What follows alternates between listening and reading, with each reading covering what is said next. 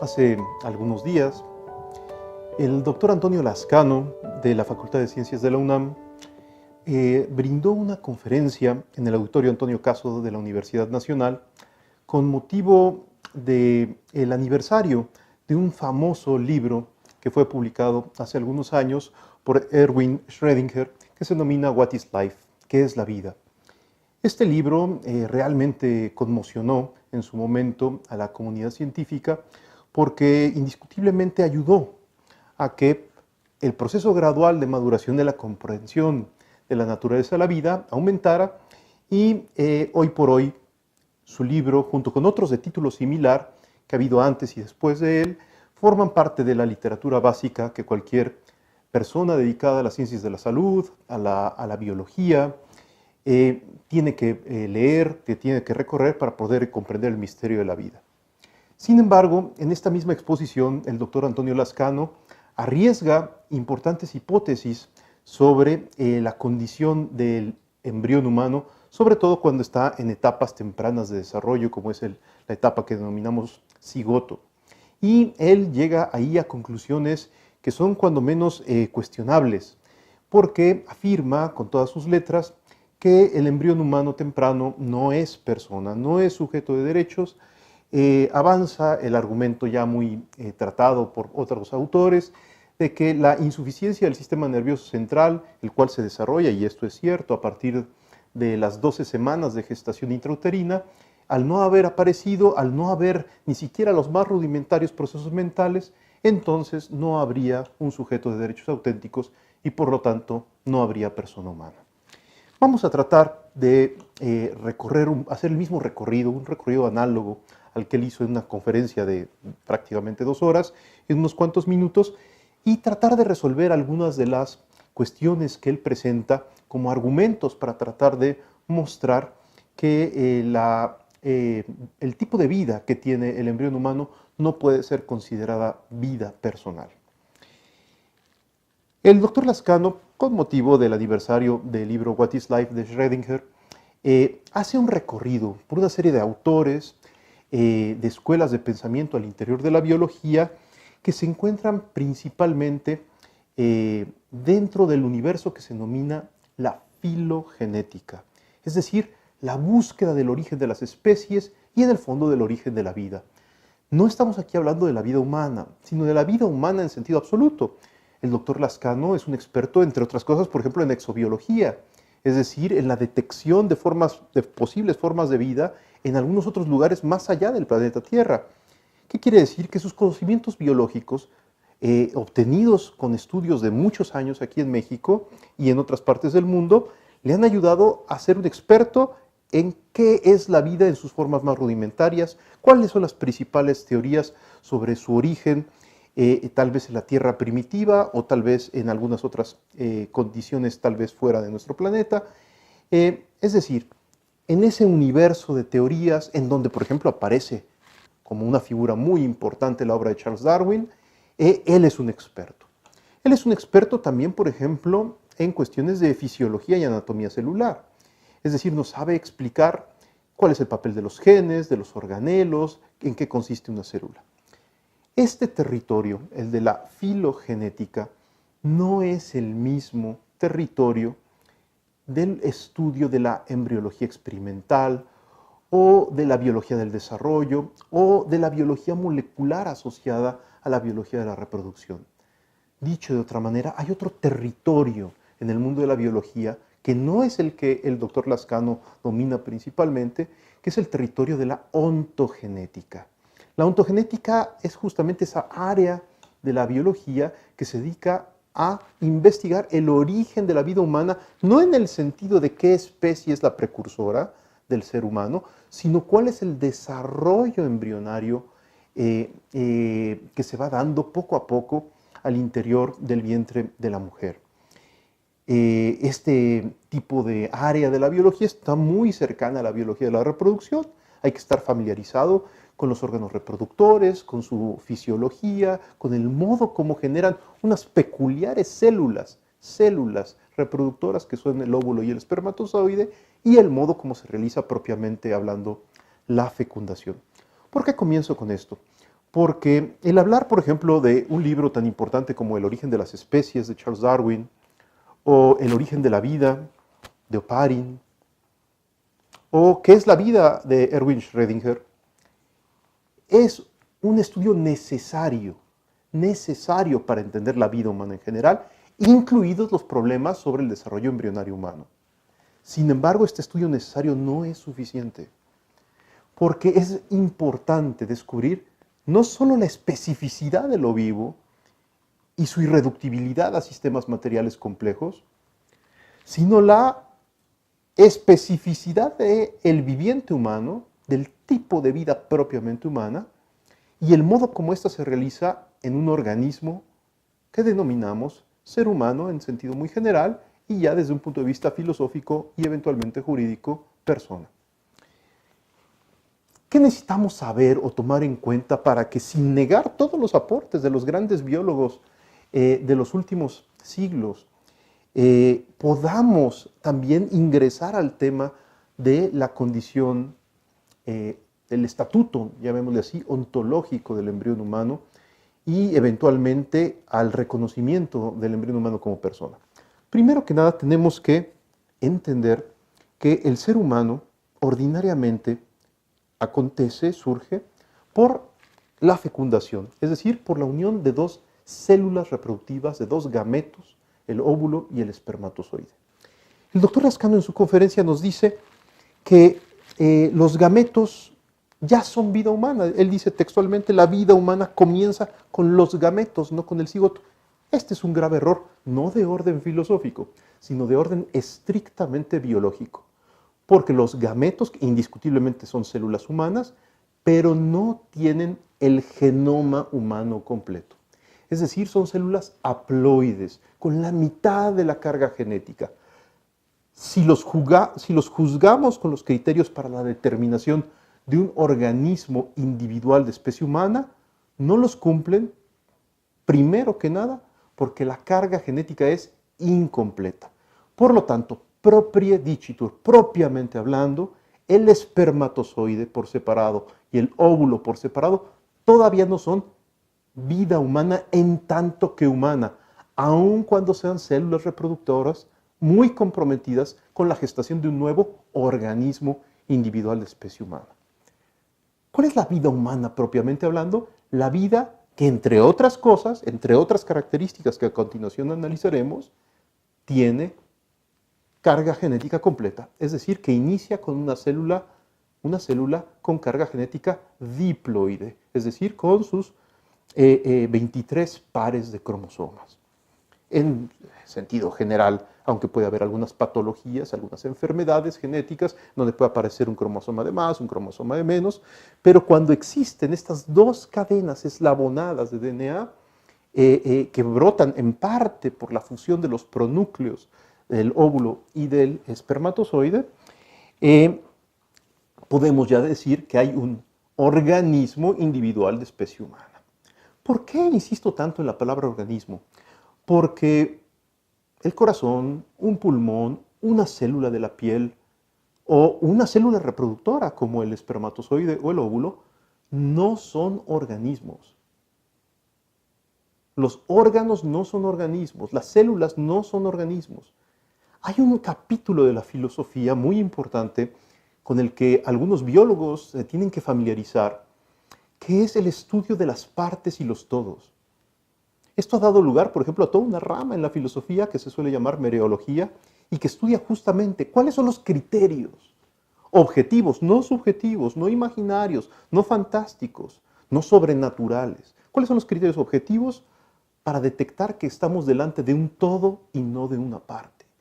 De una célula que es parte del cuerpo de la madre o de un organismo independiente de la madre que, aunque convive con ella, no es ya ella. Este tipo de criterios son muy importantes tenerlos sobre la mesa y tomarlos en cuenta. No todo tipo de todos es de la misma naturaleza.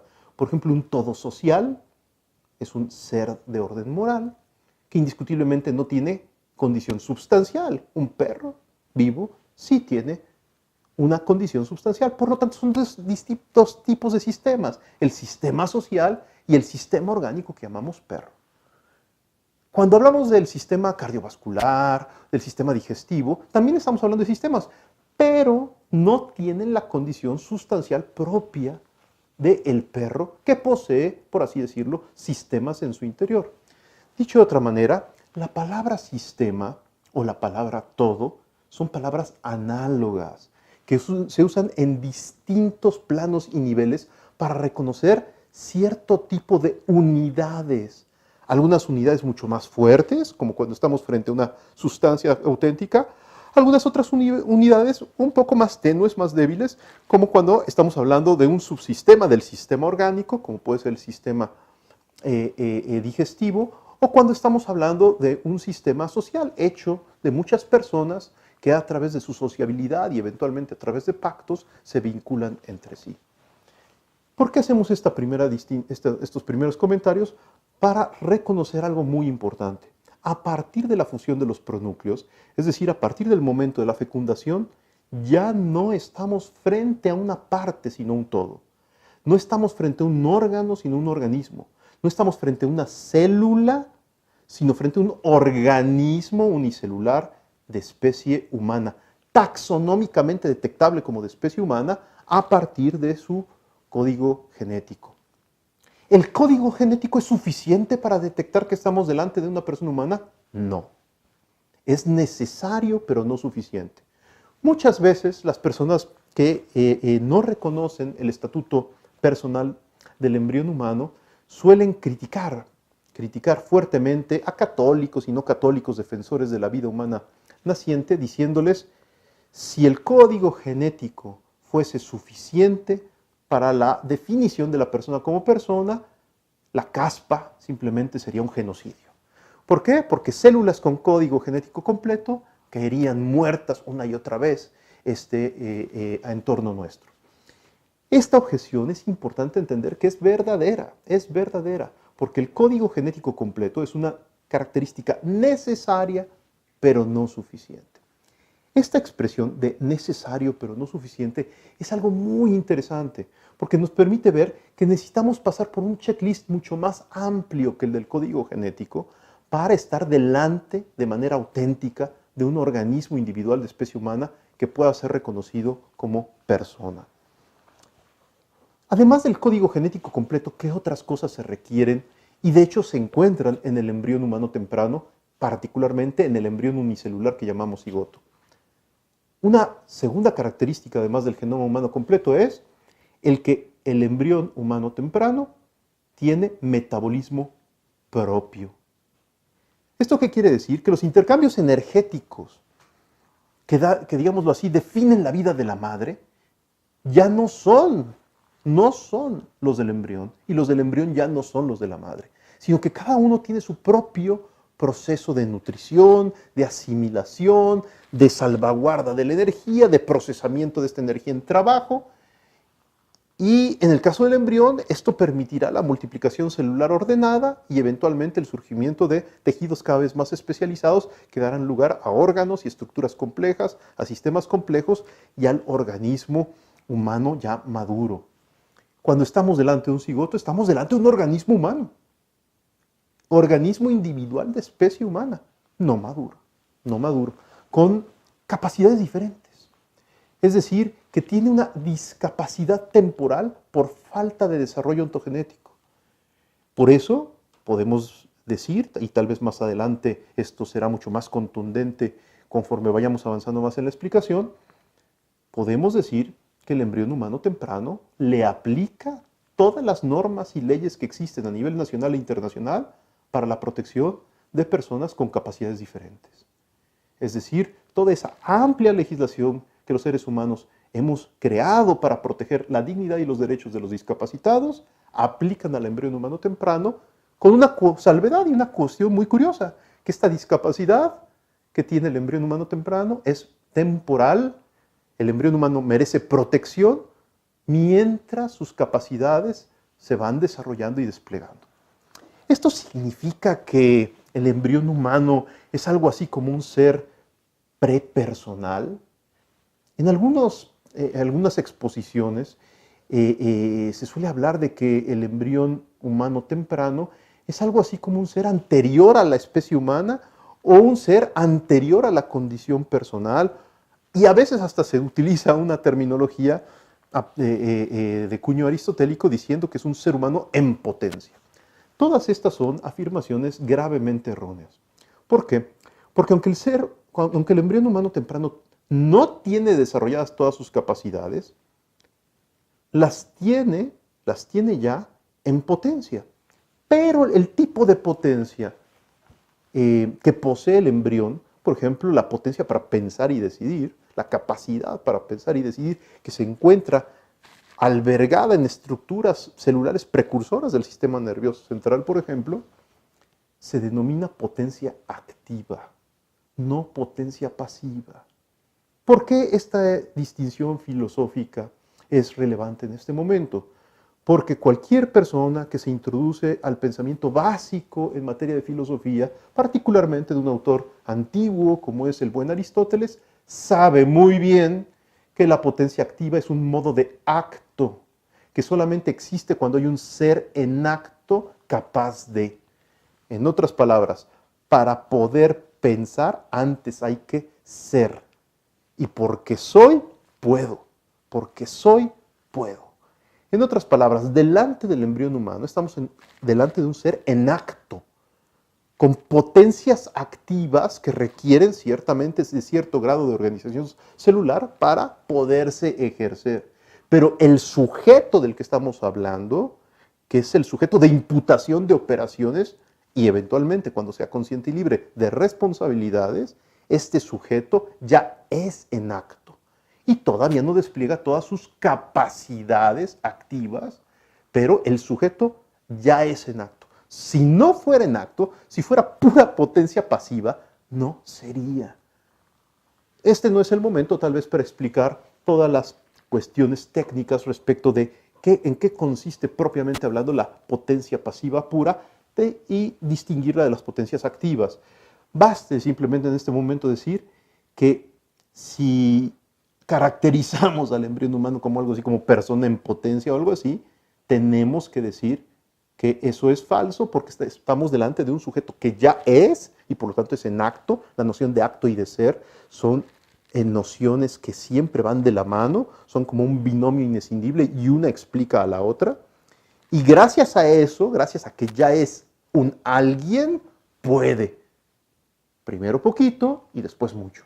Primero procesos mentales muy rudimentarios, percepciones muy difusas, no configuradas plenamente, y lentamente el sistema nervioso central irá permitiendo el que haya, por ejemplo, percepciones del mundo, de la realidad, cada vez más y más complejas a lo largo del desarrollo intrauterino y después fuera del útero de la mujer. El principio vital, la maquinaria fundamental para procesar energía, albergarla y no caer en un colapso termodinamico, en una especie de enfriamiento energético, es el metabolismo, y el metabolismo del cigoto humano ya es distinto al de la madre. Entonces ya llevamos dos características. Para estar delante de un organismo auténtico de especie humana, debemos que tener genoma humano completo, metabolismo propio. Y oh sorpresa, el embrión humano tiene sistema inmunológico propio. No responde al entorno, al ambiente, a eventuales peligros, como pueden ser algunas enfermedades, con el sistema inmunológico de la madre, sino con un sistema inmunológico propio. El proceso de desarrollo ontogenético ya no es el de la madre. La madre tiene su propio proceso, llamémoslo así, de envejecimiento, de maduración orgánica.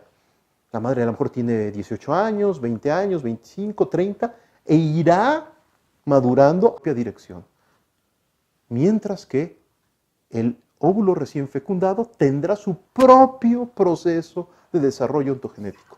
Dicho de otra manera, hay una cierta finalización no determinística, diferenciada en el embrión y en la madre. La teleonomía propia de la madre es distinta a la teleonomía propia del embrión. Autores como Ernst Mayr, que seguramente el doctor Lascano conoce bien, y otros han introducido el término teleonomía para indicar algo importante. Cuando se creía que la biología respondía a una finalización rígida, pues muy rápidamente se descubrió que esto era falso, que lo propio de la vida es no estar como prefigurada o preconfigurada, sino que muchas veces asume formas, características, capacidades de manera azarosa y en buena medida también el medio ambiente condiciona qué especie sobrevive, qué especie no, y en fin, el proceso evolutivo de las especies es muy complejo y no podemos hablar de una teleología, de una finalización rígida. El que no podamos hablar de una finalización rígida no significa que no podamos hablar de finalización del todo. Hay ciertos procesos finalísticos que pueden ser frustrables, que pueden adquirir distintas trayectorias dentro de una cierta dirección general, que Ernst Mayr y muchos otros biólogos denominan teleonomía. La palabra teleonomía entonces indica la dirección del proceso de desarrollo ontogenético. Esto es importante porque, por ejemplo, cuando uno tiene una línea celular cultivada en el laboratorio, justamente al mirar su diseño genético y epigenético, uno puede advertir que esta línea celular es de músculo, esta otra es de piel, esta otra es de otro tipo de tejido, porque poseen un cierto direccionamiento finalístico diferenciado. Este direccionamiento no es determinístico. No es determinístico, es amplio, es frustrable, puede asumir distintas modalidades, pero existe una cierta dirección. Entonces, cuando estamos delante de un embrión humano en estadio unicelular, estamos delante de una célula con genoma humano completo, con metabolismo propio, sistema inmunológico propio y proceso de desarrollo ontogenético propio. ¿Qué significan estas cosas? Pues empiezan a significar que estamos delante de una célula muy peculiar, muy peculiar. Y oh sorpresa, la membrana celular de esta célula no se comporta como la membrana celular de las células que están integradas en el cuerpo.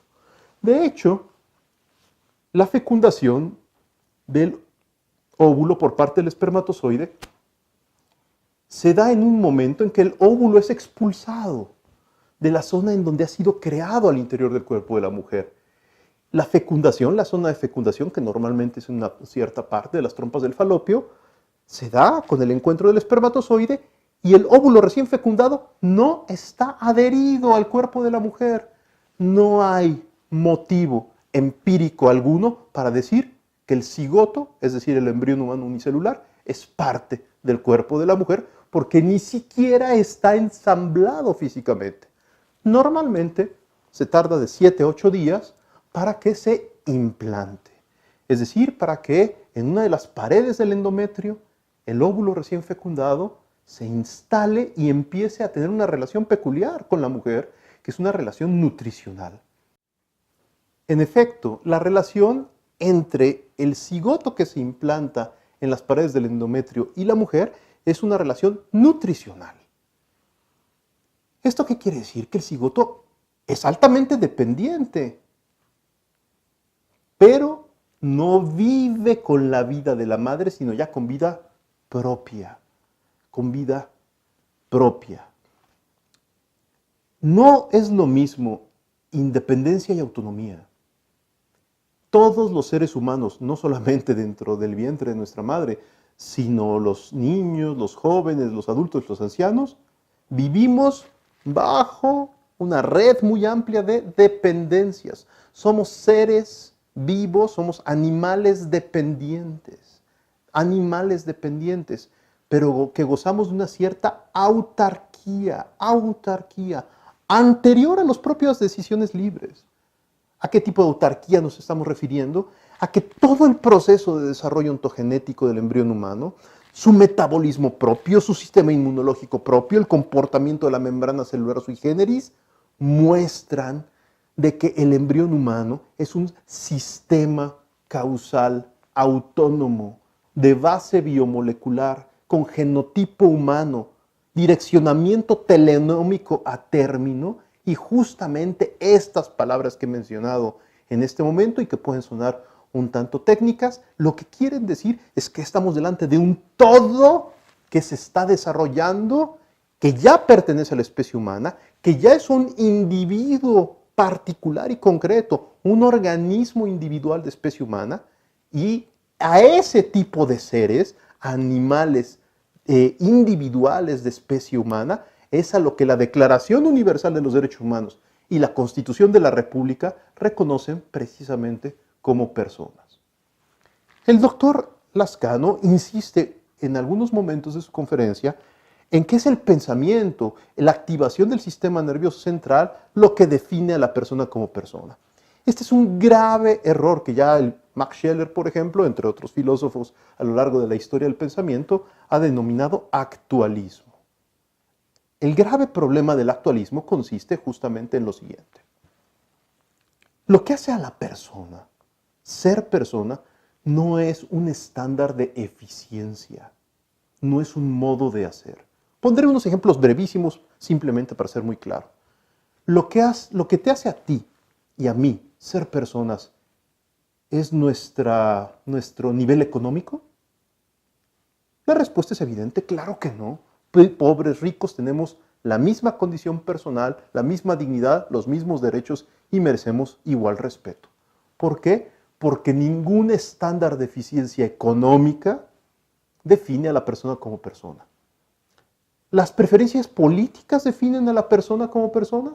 Es decir, un cierto estándar de buen comportamiento político de acuerdo a una cierta ideología o pertenencia partidista es lo que define a la persona y lo que hace que a unos sí merezcan ser respetados y otros no. Por supuesto que no.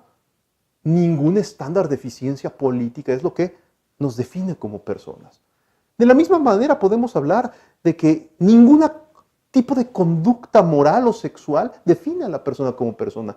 Todos los seres humanos, antes de nuestras conductas, ya somos personas, tenemos dignidad y merecemos respeto. ¿Por qué es tan importante señalar esto? Para recuperar la conciencia de que la palabra persona emergió en la historia del pensamiento occidental para definir un modo de ser, no un modo de hacer. Lo repito porque esto es lo clave para entender el error del doctor Lascano. La palabra persona se acuñó para definir un modo de ser, no un modo de hacer. Cuando el doctor Lascano insiste en que es necesario cumplir un cierto estándar de eficiencia neurofisiológica, de cierto grado de desarrollo del sistema nervioso central, se debe a que cree que solamente se es persona cuando hay capacidad de procesamiento mental, de conocimiento, de libertad, en algún grado. Y no es así, Es muy importante entender que la condición personal es anterior a todas las acciones que el ser humano pueda realizar. Anterior, no solamente desde un punto de vista ontológico, sino desde un punto de vista temporal. Aún antes de que el embrión humano se exprese como humano, ya es humano. Y gracias a que es humano se expresa. No es porque se tiene conciencia que la persona es persona, sino que gracias a que la persona es persona, eventualmente aparecen las actividades conscientes.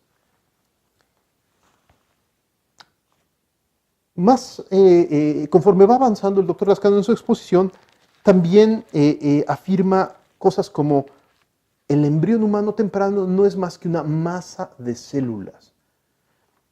Perdón, pero biológicamente esto no es así. Una masa desordenada de células, algún tipo de tumor tal vez, que con un patrón estocástico de desarrollo genera una célula y luego otra de manera desordenada. Eso no es lo que sucede en el cigoto humano. En el cigoto humano existe una especie de plan arquitectónico fundamental. Desde el año 2002, en la revista Nature, en la que ha escrito el doctor Lascano, se han publicado una gran cantidad de estudios que muestran que desde el mismísimo momento en el que se establece el cono de fertilización, es decir, el lugar por donde penetra el espermatozoide en el óvulo, se establecen los ejes arquitectónicos que configuran al embrión humano. El establecimiento de los ejes, es decir, dónde va a aparecer la cabeza, los pies, la parte frontal, la parte posterior del cuerpo humano, curiosamente se establece aún antes de la fusión de los pronúcleos, antes de la singamia, y brota en buena medida del lugar en donde penetró el espermatozoide. Las investigaciones, por poner un ejemplo, tal vez el más conocido en el mundo de la biología del desarrollo, que son las investigaciones de Magdalena Zernischka-Getz, han mostrado una y otra vez, con una gran cantidad de evidencia empírica, que lentamente se expresa el orden que ha aparecido desde el momento de la fecundación.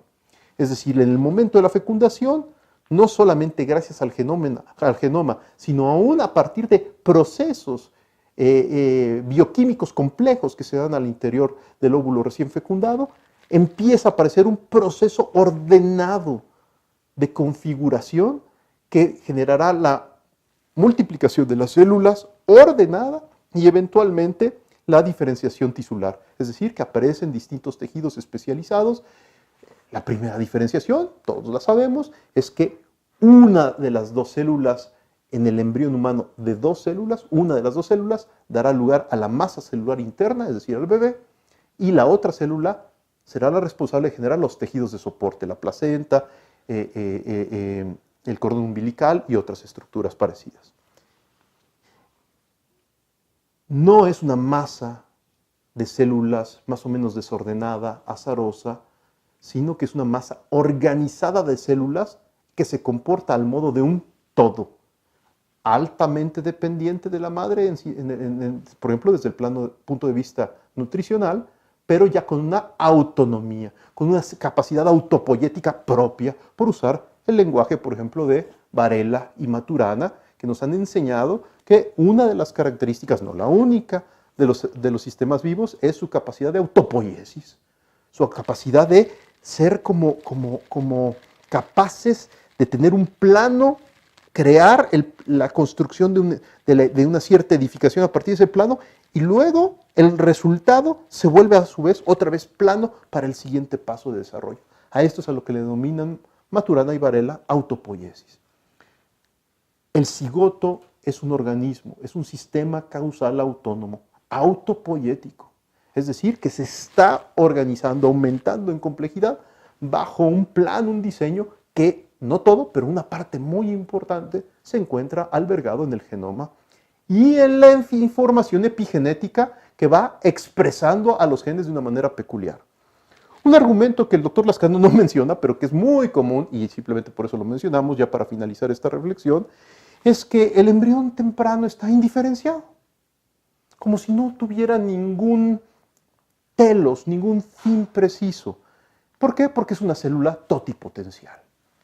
Es decir, es cierto que cuando uno mira el genoma con atención del embrión humano temprano, uno ve que todavía los genes no están expresados de manera definitiva, sino que se requerirá un cierto tiempo y una cierta información epigenética los ayudará a irse expresando gradualmente. Esto es ciertísimo, ciertísimo. Sin embargo, ya existen indicadores y marcadores en el genoma que muestran el direccionamiento teleonómico que está apuntando a término. Es decir, el embrión humano no está apuntando a cualquier tipo de tejido, aunque sea fácilmente manipulable, y por eso es que las células procedentes de embriones tempranos a veces se utilizan células no totipotenciales, sino pluripotenciales, para generar líneas celulares, muchas veces sacrificando al propio embrión, lo cual es un crimen abominable.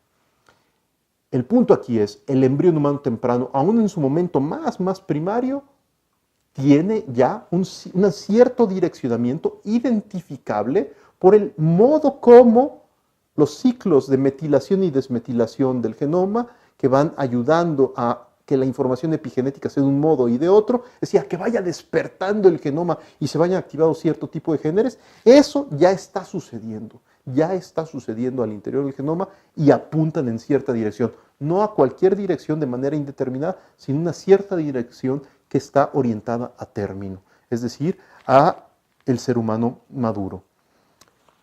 Terminamos simplemente comentando una expresión que el doctor Lascano utiliza al principio de su exposición y que tenemos la hipótesis de que tal vez sea parte de la explicación de por qué él cree que el cigoto humano no es persona. En un cierto momento, recordando a Schrödinger, a Boltzmann, a Watson, a Crick, menciona el nombre de un filósofo francés extraordinario que se llamaba Henri Bergson. Henri Bergson tuvo unas grandes intuiciones importantísimas sobre la naturaleza de la vida y el doctor Lascano tal vez ha leído algo de Bergson y toma una expresión de Bergson que de repente casi fortuitamente la menciona diciendo que la vida es lucha contra la entropía, es decir, la vida de alguna manera lucha contra la dispersión energética y el enfriamiento sistémico. E inmediatamente el doctor Lascano dice, a partir de las reflexiones de Bergson, la vida intentó ser explicada con tintes metafísicos y de aquí a explicar la naturaleza de la vida de manera sobrenatural hay muy poca distancia, dice el doctor Lascano. Vemos en estas expresiones que suceden muy rápidamente en su exposición una cierta idea de que cuando se defiende la condición personal del embrión humano, hay metafísica y religión, o cuestiones sobrenaturales involucradas. Y por metafísica parece ser que entiende algo como no verificable, como algo no científico, como algo como hipotético, fruto de las convicciones personales y subjetivas de cada quien. Aquí es necesario tal vez compartir al doctor Lascano y a quienes puedan simpatizar con él que la filosofía ha madurado de una manera extraordinaria y en el siglo XX tal vez ha madurado y se ha diversificado de maneras extraordinarias, increíbles. Los viejos positivismos y neopositivismos que afirmaban que solamente hay conocimiento cierto y verdadero de aquello que sea verificable en un laboratorio, todos sabemos que cayeron en pedazos por tierra en los primeros años del siglo XX. Nombres como Mach, como Bertrand Russell y otros, pues tuvieron su postura, se les respetó, sin embargo, de manera especulativa, muchas personas mostraron que todas las afirmaciones con las que ellos pretendían desarticular la metafísica eran de orden metafísico. ¿Qué quiere decir esto? Que muchas de las afirmaciones eran metateorías que requerían verificación experimental que ellos mismos no daban. La auténtica filosofía, la filosofía realista en extremo, que reconoce lo real como real y lo mental como mental, es la filosofía que reconoce en buena medida que las ciencias como la biología tienen un objeto, tienen un método y es importante que no se excedan de su objeto y de su método. Si yo con la metodología de la economía pretendo indagar objetos y sacar conclusiones en el ámbito de la psicología, pues muy posiblemente me voy a topar con muchos problemas, porque la economía es una ciencia para cierto tipo de objetos, para la riqueza, la producción, la distribución, y tiene una metodología ad hoc o metodologías ad hoc. Si yo, el problema que estoy enfrentando no es de orden económico, sino es de orden mental, requiero mejor la aproximación de la psicología, que tiene su propio objeto y sus propios métodos. La biología igualmente, indiscutiblemente puede aproximarse al fenómeno de la vida desde una aproximación empírico-descriptiva con una gran cantidad de herramientas fascinantes y maravillosas que a todos nos sorprenden y de las que debemos de estar profundamente agradecidos. Sin embargo, cuando un biólogo, utilizando métodos biológicos, observaciones biológicas, expertise puramente biológica, erudición biológica, pertenencia al Sistema Nacional de Investigadores por sus investigaciones biológicas, excede su ámbito epistémico, emite juicios impropios sobre cosas que no le competen. En otras palabras, muchos biólogos no tienen la suficiente formación filosófica para hacer una lectura filosófica del dato empírico que están describiendo. Y a veces cometen errores graves como afirmar taxativamente que el embrión humano unicelular no es persona y es un mero conjunto de células, una masa celular más o menos informe que podría ser sacrificable. ¿Qué se requiere para poder reconocer al embrión humano como persona? Entender primero qué es la palabra persona y por qué se acuñó, entender la historia de la noción de persona y ver que no es una noción meramente convencional, es en buena medida algo muy cercano a lo que en la filosofía contemporánea se denomina un designador rígido, es decir, no es fruto de una convención social, de un acomodo histórico, en este cierto contexto social decimos que la persona es tal o cual cosa y en este otro otra, no. La palabra persona tiene una serie de características muy peculiares. De hecho, en sentido estricto no es un concepto, es una noción que siempre se refiere a lo singular concreto, al singular racional concreto. Entonces tiene una serie de particularidades que conviene conocer para poder ver que todo organismo individual de especie humana merece ser reconocido como persona, aun cuando tenga capacidades distintas y no responda a los criterios de efectividad del neoliberalismo, del partido en el poder o del gustillo neurofisiológico del científico empírico en turno. Para esto es necesario hacer una lectura filosófica del dato biológico. Esta es la tarea de la biología teórica, también llamada filosofía de la biología, que es una rama importantísima de la filosofía y que hoy nos ayuda a entender mucho mejor cuál es el estatuto real, tanto a nivel de especie como a nivel de persona, del embrión humano. Algunos libros y publicaciones donde podemos encontrar referencias para esto, por ejemplo, podemos encontrar una referencia muy mexicana, la revista de Ginecología y Obstetricia de México publicó hace algunos años una serie de estudios de revisión en donde se hace una especie de síntesis del estado del arte en las investigaciones de la embriología experimental y la biología molecular comprometida con ella, lo que normalmente se llama biología del desarrollo. Ahí hemos publicado algunos investigadores, algunos estudios que muestran hasta dónde van las investigaciones en materia de biología del desarrollo contemporánea, tanto en mamíferos como ratones, etcétera, como en seres humanos.